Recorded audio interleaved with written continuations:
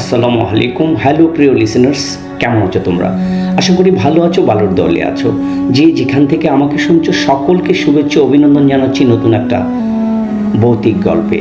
Horror Bangla official BD প্রতিনিয়ত তোমাদেরকে ভৌতিক গল্প উপহার দিয়ে থাকে। ভৌতিক গল্প উপহার দেই বলে মিথ্যা কুসংস্কার আমরা কখনো বিশ্বাস করি না। আশা করি তোমরা মিথ্যা কুসংস্কার সমাজে রটাবে না। ভৌতিক গল্প শুনিনি এমন একজন মানুষ আমরা খুঁজে পাবো না।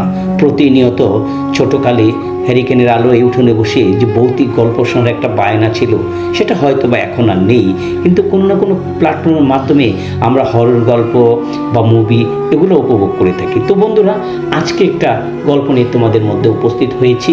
গল্পের শিরোনাম ভয়ঙ্কর কবরস্থান। তো আমরা গল্পে ফিরে যাই। গল্পে ফিরে যাওয়ার আগে সকলের কাছে অনুরোধ থাকবো, যারা চ্যানেলটা সাবস্ক্রাইব করোনি প্লিজ দয়া করে চ্যানেলটা সাবস্ক্রাইব করো। আজকে এই ভিডিওতে যিনি আমাদেরকে সহযোগিতা করেছেন, পোস্টার ডিজাইনে শাহরুখ রহমান সীমান্ত এবং সাউন্ড এডিটিংয়ে তাহমিনা রায়হান মিম। তো আমরা গল্পে ফিরে যাই। গ্রামের নাম নিমডাঙ্গা। গ্রামের এক কোনায় ঘন জঙ্গলের ভেতর লুকিয়ে আছে এক পুরাতন কবরস্থান। মানুষ একে বলে মৃতের শহর। দিনে জায়গাটা সাধারণ, রাত নামলেই সেখানে নাকি শুরু হয় অন্য এক পৃথিবীর জীবন। শ্বশুর রাকিব শহর থেকে গ্রামে এসেছে ছুটিতে। সে এইসব ভূত বিশ্বাস করে না। গ্রামের কয়েকজন যখন কবরস্থানের কথা বলতো, সে এগুলো হেসে উড়িয়ে দিত। একদিন বিকেলবেলা তার বন্ধু সোহেলকে বলল, এইসব বাজে গল্পে আমি কখনো ভুল পাই না, চল সত্যি সত্যি একদিন রাতের বেলা সেই কবরস্থানে যাবো। সব গম্ভীর হয়ে বলল, তুই জানিস না রাকিব, এই কবরস্থানের রাত 12টার দিকে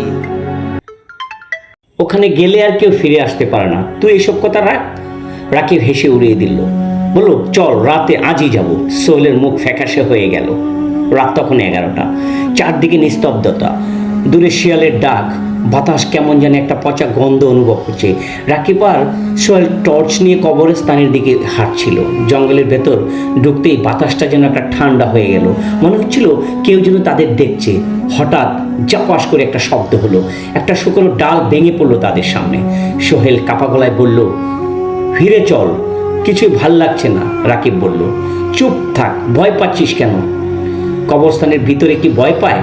ঠিক 12টা বাজতেই তারা কবরস্থানে ঢুকলো। চাঁদের আলোয় ভাঙা কবরগুলো দেখতে লাগছিল আরো ভয়ঙ্কর। হঠাৎ রাকিবের টর্চটা বন্ধ হয়ে গেল। চারদিকে অন্ধকার। তারপর কেউ যেন ধীরে ধীরে ফিস ফিস করে বলে উঠলো, ওখানে যাস না, ওখানে যাস না। সোহেল চিৎকার করে উঠলো, কে কে কে ওখানে? কেউ কোনো উত্তর দিল না, কিন্তু শব্দটা আবার এলো। আবারও কার কাছ থেকে এলো, ফিরে যা, এখান থেকে ফিরে যা।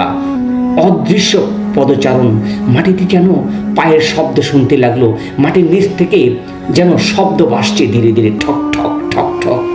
মনে হচ্ছিল কেউ কবরের ভেতর থেকে বের হতে চাইছে। রাকিবের বুক ধড়ফড় করতে লাগলো।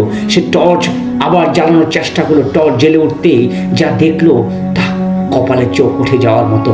একটা কবরের মাটি নড়ছে। মাটি ফেটে ধীরে ধীরে বেরিয়ে আসছে একটা হাত, পচা কালো কঙ্কালের হাত।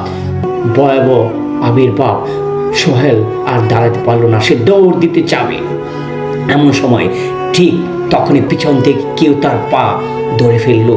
সে নিচে তাকিয়ে দেখলো মাটির নিচে থেকে বের হওয়া সে পাটাই, ওই হাতটাই তার পা চেপে ধরেছে।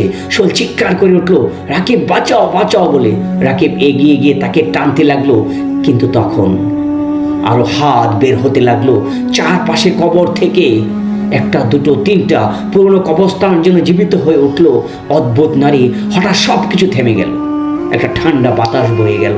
তারপর সামনে দেখা গেল একটা শাড়ি পরা একটা সুন্দরী মহিলা। তার মুখ দেখা যাচ্ছে না, চুল ঢাকা। সে ধীরে ধীরে বলল, তোমরা চলে যেতে পারবে না।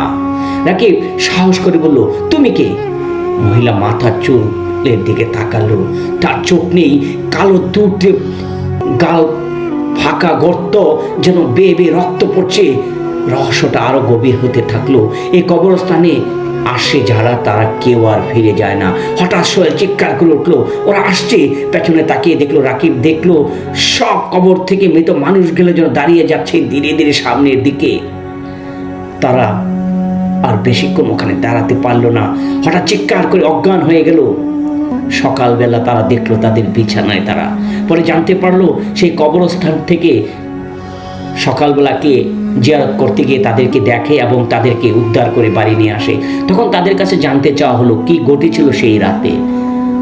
সোহেল সেটা বলল যে সাহসের সাথে সেই কবরস্থানে রাত 12টায় গিয়েছিল।